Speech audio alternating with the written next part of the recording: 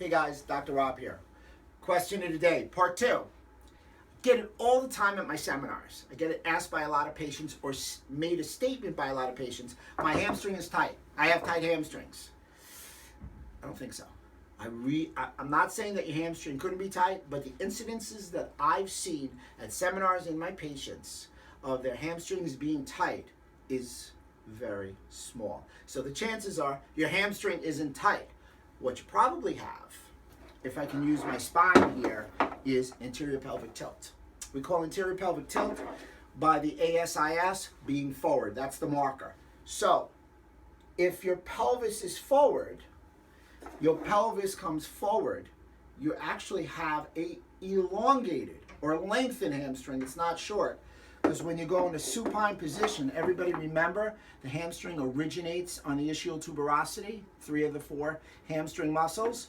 So if it comes forward, your hamstring is now lengthened, and when you go to lift the leg, it appears shortened. So work the hip flexors, facilitate the glutes, get the pelvis back in neutral, and your hamstring won't look quite as tight, proverbially speaking. That's number 1. Number 2, neurotension. I have a video coming out on neurotension. Neurotension is easy because nerves glide and slide through muscles. So when something's stretched, like your hamstring, and somebody's pulling it, your hamstring's going to appear even tighter. Literature's been very specific when you want to test a hamstring and you lift the leg up, it goes from the short muscles to the long muscles, but you lose no strength. However, when you have neurotension, it never transforms from the short to the long muscles and you get a loss of strength. So for all the docs out there that are doing it, if you muscle test the leg in the air and it goes weaker, you now know they have neurotension. If it just locks but still has strength, it's now anterior pelvic tilt. So clearly then you'll have to deal with the nerve entrapments. So when we see a lot of trainers or individuals stretch, and they feel that numbness and going through the pain, it's not a positive. Remember, a nerve is like a cord.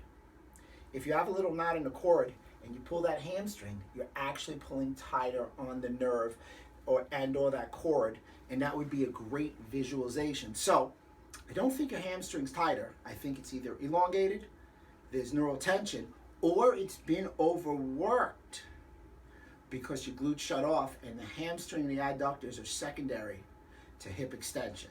So he who treads the side of pain is lost. Examine the whole body. Don't look at isolation of muscles. Look at full body movement. Always yours in health, Dr. Rob.